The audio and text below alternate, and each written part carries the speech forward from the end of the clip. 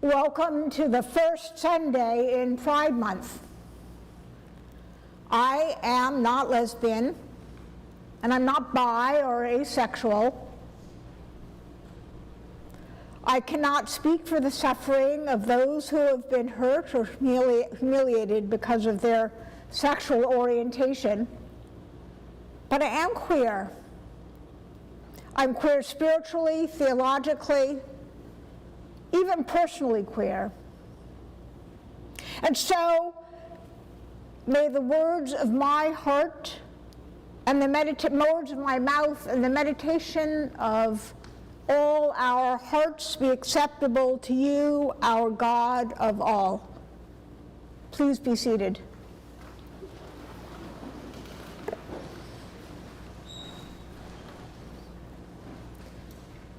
Pride Month embodies both celebration, liberation, and mourning.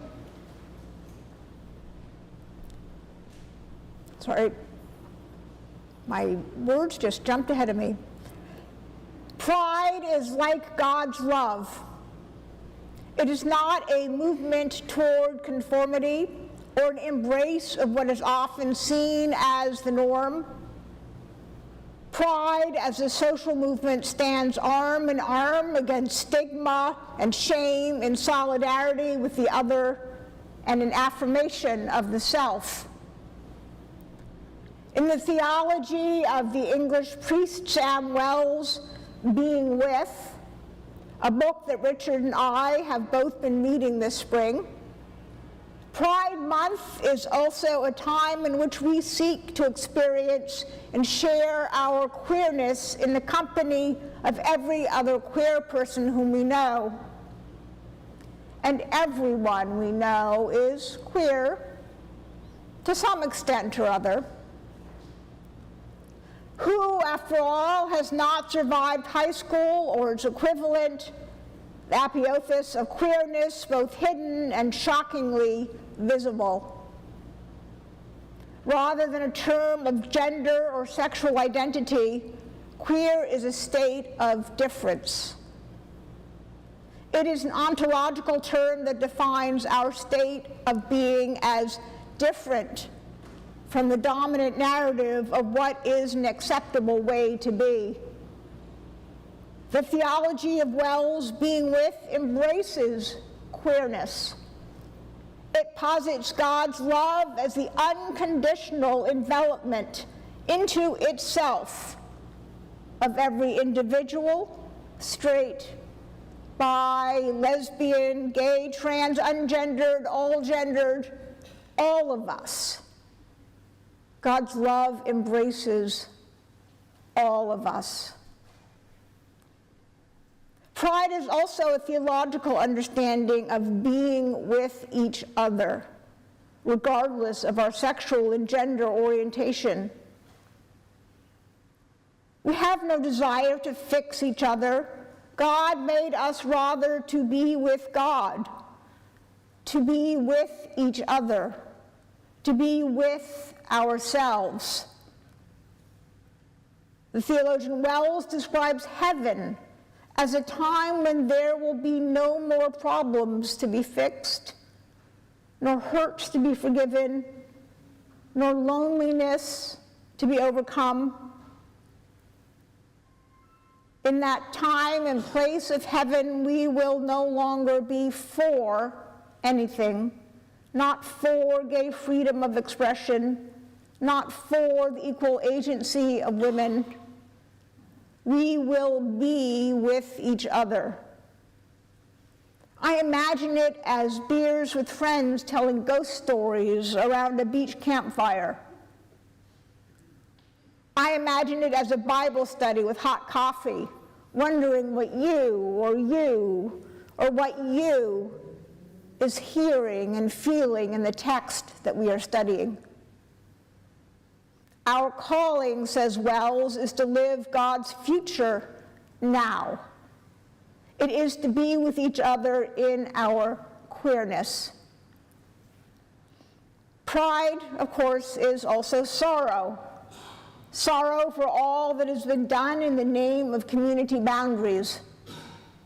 Pride is the loss 70 years ago this week of Alan Turing, a brilliant English scientist who deciphered much of the Enigma code during the Second World War and helped the Allies turn the tide in the Battle of the Atlantic. After the war, Turing published a design for a forerunner to the modern computer.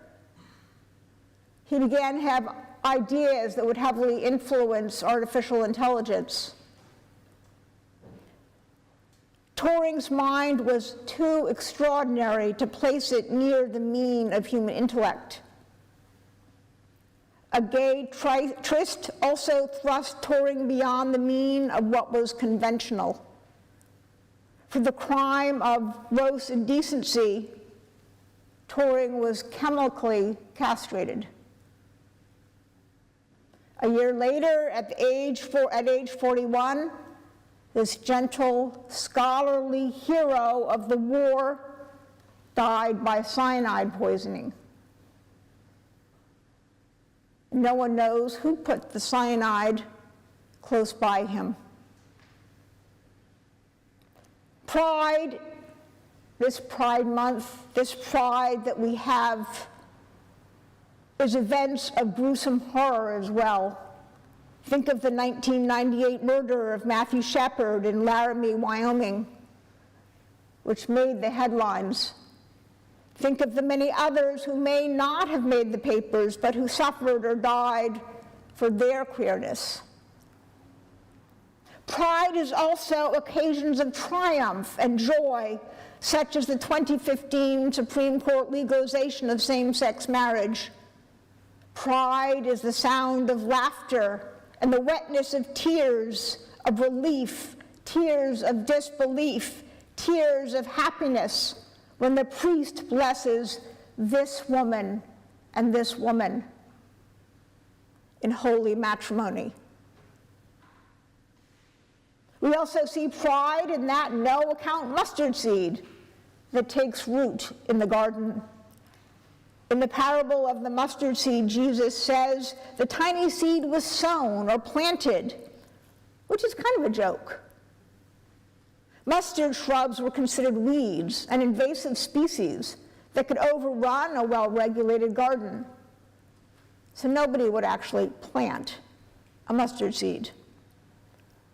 But Jesus' parable is a story of the Garden of Heaven, where weeds, like all the unwanted and dispossessed, are welcomed into the cultivated bed of flowers. And then Jesus makes another little joke here.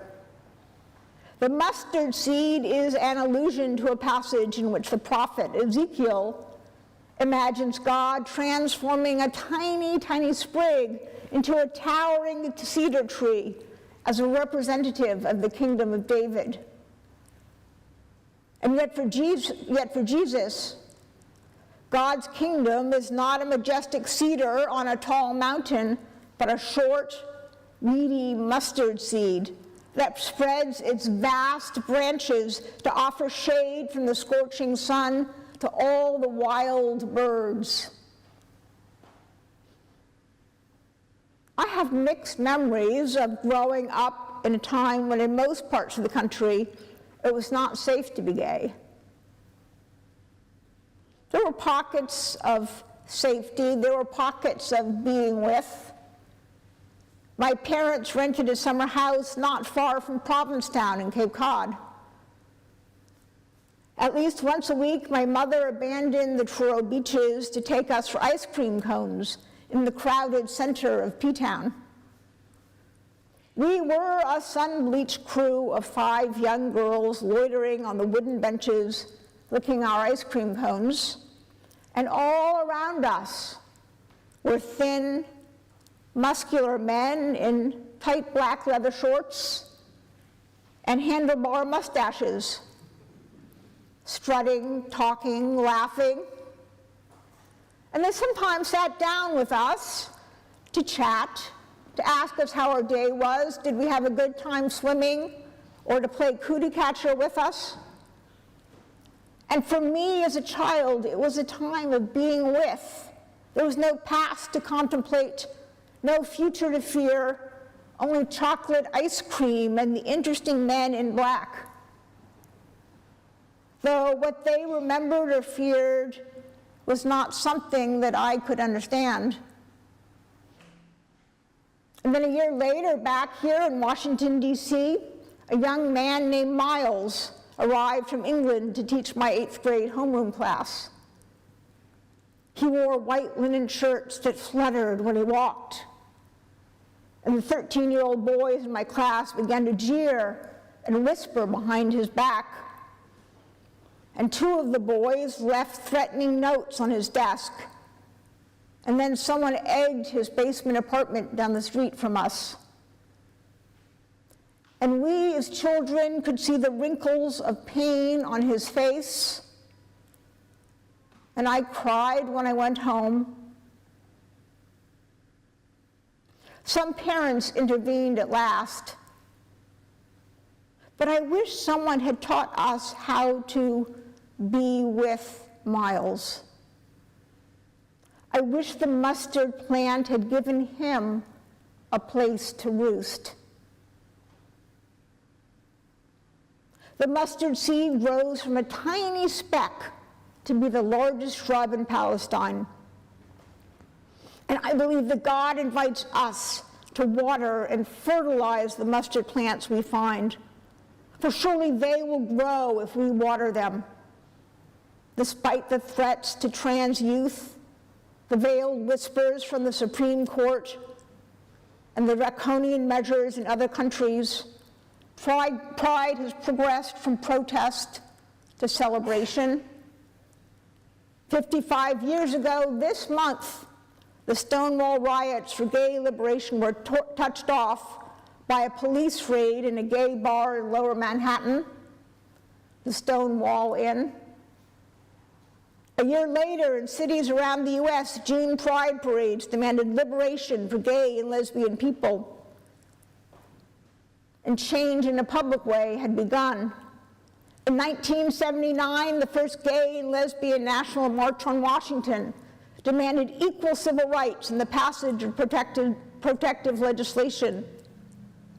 Rights and public recognition grew from President Clinton's 1999 Declaration of Gay and Lesbian Pride Month to Obama's executive order intended to protect the LGBT community from workplace discrimination 12 years later. And yet, a couple of weeks ago, the State Department advised U.S. citizens abroad to exercise increased caution at Pride events. The FBI and the Department of Homeland Security also announced an increased security threat against Pride events here in the U.S. These threats are common and they occur almost every year. And yet I think they remind us that the realm of heaven is not yet here. There are bad actors, said the executive director of NYC Pride. People should take safety seriously, she said, but there is the power of unity. The power of unity in showing up and celebrating.